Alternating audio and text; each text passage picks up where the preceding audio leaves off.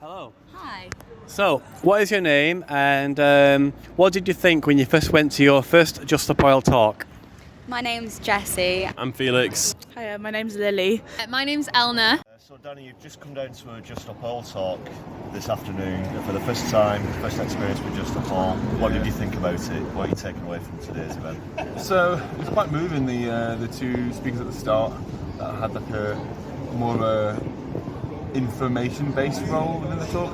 It was really emotional. Really got me going in terms of like the information they portrayed and had the passion behind it. Inspiring more than anything. I didn't really know what to expect when I came. I was handed a leaflet by some random person in the park, I thought, but coming to this, it was kind of a roller coaster. I saw, I hadn't really appreciated how deep the crisis goes. And I thought it was really inspiring, actually. Yeah, it was good to be amongst people who have similar views. And there's a general feeling of hopelessness at the moment amongst young people, and I think that coming to things like this and actually taking action sort of takes away the depressive part of life. This is my second talk that I've been to with Just Stop Oil, and I feel like it just hit me even harder the second time, probably.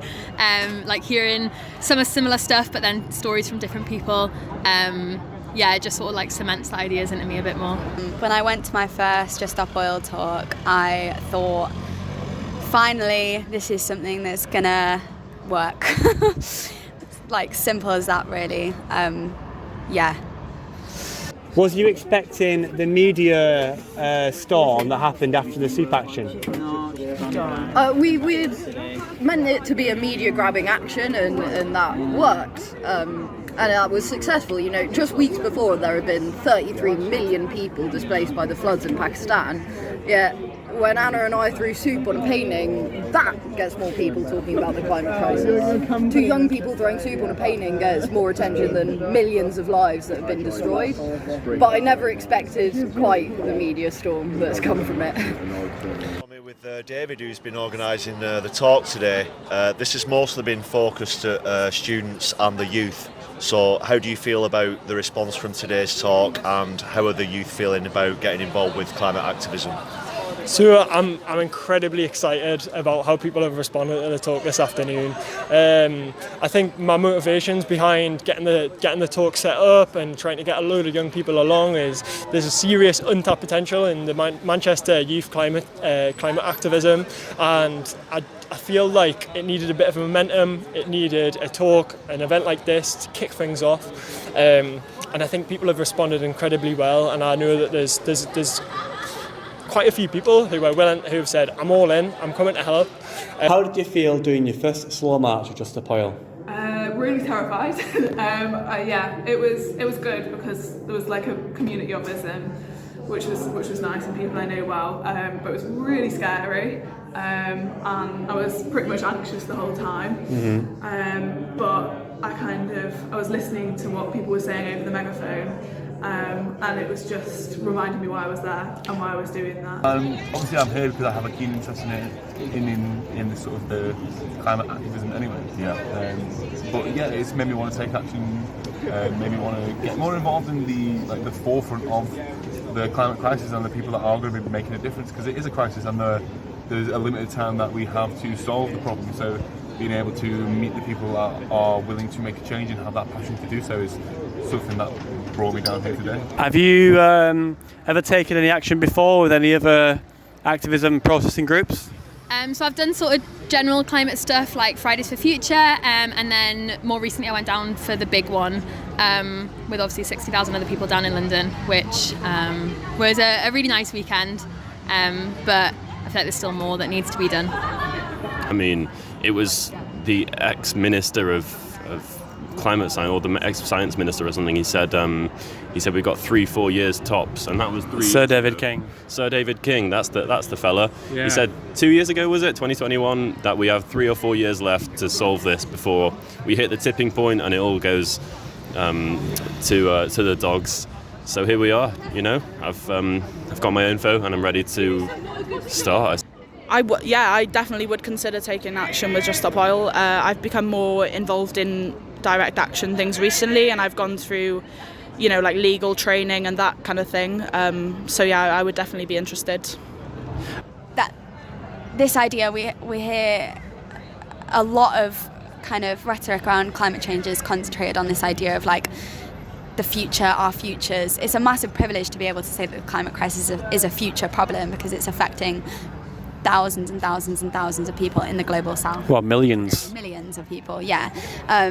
Like me, you know, ordinary 19-year-old young women. So there are already consequences. People are being displaced en masse. People are dying of fires and floods and but in the future for this country, I think we're going to see massive food shortages. We're going to see a massive decrease in our resources that we have to share around. And what happens when resources get scarce are we have to decide whether or not we share those resources evenly or whether we guard them and we only let a few have them. And that's basically a fight between socialism and fascism is the way that I see it. And I think that's the direction that this country is going in. And that terrifies me, because if we have a situation where resources are scarce and fascism comes to predominate and it's only a select few people that are getting those resources, the elites, fascism is a terrifying prospect for me as a woman. We know that whenever we see social collapse, societal collapse, we see rape, we see gendered violence. So again, I have like an intersectional feminist outlook on that as well. And we've seen other sort of youth-focused political situations at the moment in Manchester with the student accommodation occupations and things like that. Yeah. Do you feel that now is the time that the youth are actually realising that they've taken as much as they can take and that it's their responsibility to step up and represent themselves? Yeah, I think COVID was a massive hit of my generation in so many ways. From not being able to socialise in formative years of your life, to being caught up in social media and all of the negative things which come along with it. I think our generation really felt that, and it's taken a time to recover. And I think the sort of groups of young people springing up is us recovering, and we're going to be back, and it's only going to get bigger and bigger and bigger, because how unjust society is blatantly clear to a lot of us young people. I feel like there's a lot of sort of discourse about young people being apathetic or not caring, when in reality I think young people know exactly the situation that we've been in. But COVID has taken a hit to our ability to mobilise and get together.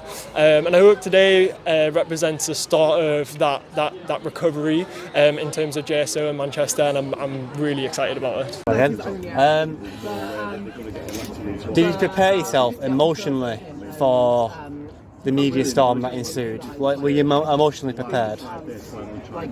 Not quite. I hadn't expected what it would be like. I'm an ordinary 21-year-old. This isn't what I expected, but the way I've coped with it is all the love and support in Just Stop Oil, despite being quite publicly hated. I don't think lots of people aren't my biggest fans, but I've never been surrounded by so much love. I feel incredibly grateful to be a part of the community and Just Stop Oil.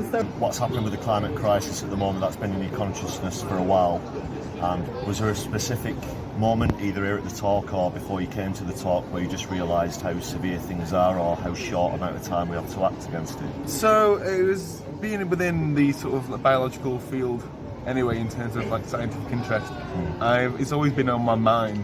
It's been more the sheer ferocity of the government action recently over the past few years and how ruthless they've been in making new laws or new mandates, or just generally not caring about the public opinion or the science behind the whole thing, which has made me want to do something about it.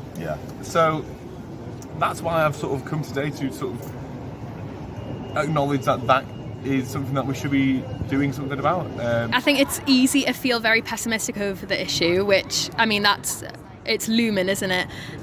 But I feel like if you're not optimistic at all, then you've got no hope. So you just got to try and cling on to what you can be. But I mean, as someone who's studied like political dissent as my degree, I like feel a massive sort of sense of hope in that like change can come at the cost of sacrifice. It's just, it's a process to sort of get there.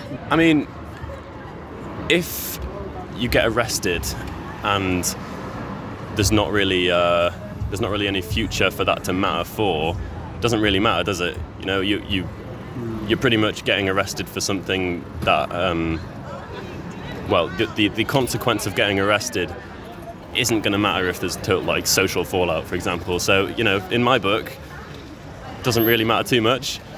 All good. For anyone who's quite unsure, the climate crisis will affect you and your future. So sign up for action with Just Stop Oil or Extinction Rebellion or whoever else you fancy, and subscribe to Activism Uncensored.